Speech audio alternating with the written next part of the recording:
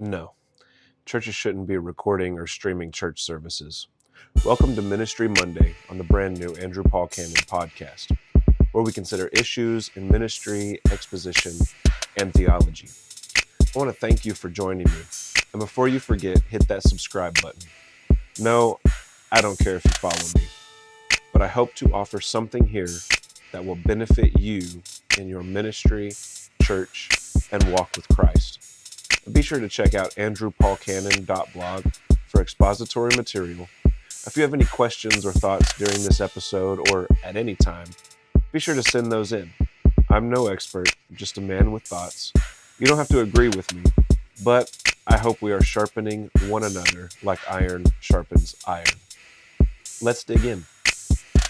With the advances our society has made in technology, churches have quickly become more technological without really considering theological or cultural implications in relation with the gospel message and nature of the church. Now, before you get too judgmental, hear me out. I don't have a problem with streaming or recording in church services as actions in and of themselves. The first line of this episode was a hook to get you listening. I do fear the streaming and recording tendencies have affected our hearts in a negative way. So I want to churn your thoughts. Follow the Holy Spirit's conviction in this matter, not mine. There are three main justifications provided by people who want to stream or record their worship services. 1, they want to serve the homebound and absent. 2, they want to use their recordings for evangelism and outreach. And 3, they want to stream to educate for a broader audience than one congregation. I will admit it. It seems attractive to stream or record services so the homebound and those who have to miss a gathering can pull up their phones or pull it up on their televisions and in some way participate in the gathering. But we have to realize that they are not actually participating. They are observing. Christ never commanded his people to go to church in the sense that they go to observe people performing. The nature of the church requires that we gather together to serve one another, not observe a worship service. Hebrews chapter 10, verses 23 through 25 says, "Let us hold fast to the confession of our hope without wavering, for he who promised is faithful. And let us consider how to stimulate one another to love and good deeds, not forsaking our own assembling together, as is the habit of some, but encouraging one another, and all the more as you see the day drawing near."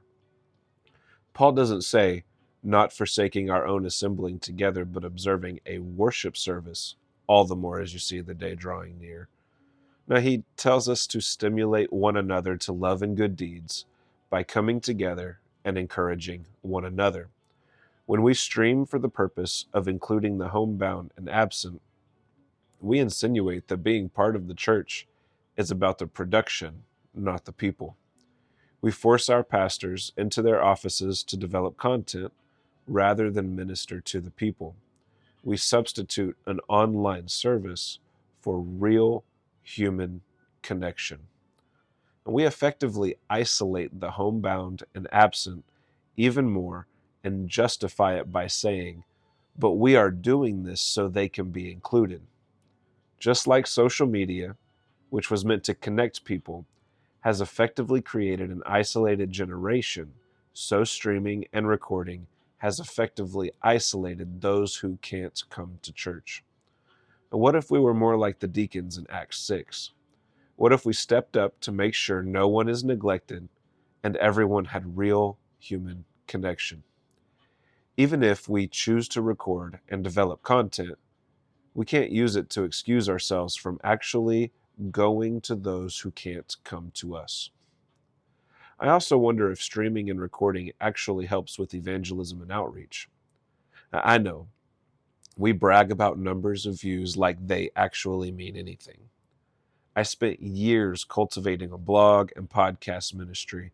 I was reaching 30,000 unique viewers every year and ultimately discovered it didn't mean much. In my mind, I was reaching people with the gospel and training hundreds of pastors via online communication platforms like Zoom. I took credit for the wonderful work I thought I was doing. And in the end, God was always the one who brought the growth. When we win people to video and audio communication, we win them to audio and video communication. Pastors who focus on content development tend to spend their time on content development rather than ministering to the body.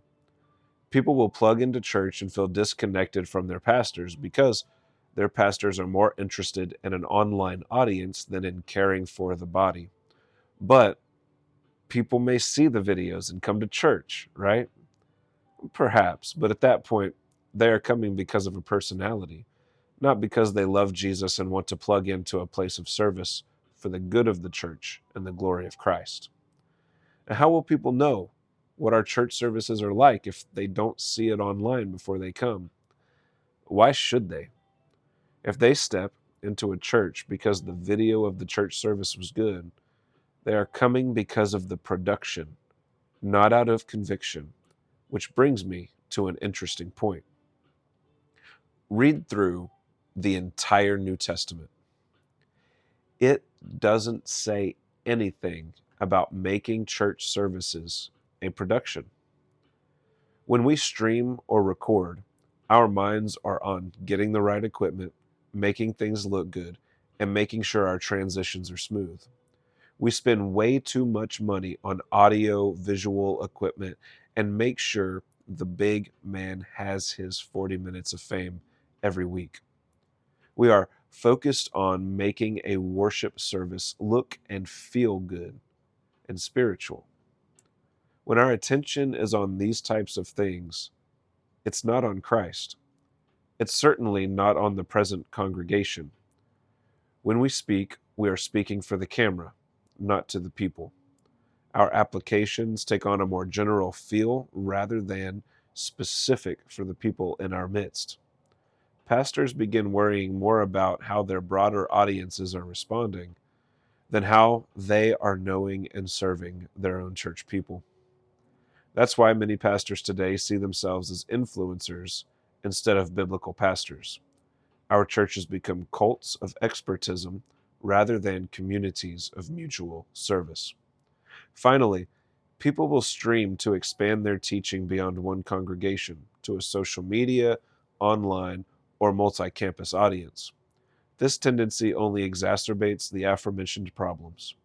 Pastors become distant and unapproachable. Congregants become isolated. Even if they are attending a church campus, the production becomes the highlight of our involvement. Obviously, I believe there's a place for content development. I'm doing it now. But it should never become our idol. I think it has in many places. What if we stopped streaming? What if our worship services were actually about creating opportunities for people to serve one another? What if we purposefully chose to focus on people rather than production? I think the church would grow in number and sincerity. What do you think? Are we bold enough to think less of ourselves and stop using the pulpit to pursue fame? Are we ready to stand against the celebrity, pastor, and teacher church culture we find ourselves in? 1 Corinthians chapter 14, verse 26 says this: "What is the outcome then, brethren? When you assemble, each one has a psalm, a teaching, has a revelation, has a tongue, has an interpretation. Let all things be done for edification." I want to thank you for joining me. And before you forget, hit that subscribe button. And be sure to check out andrewpaulcannon.blog for expository material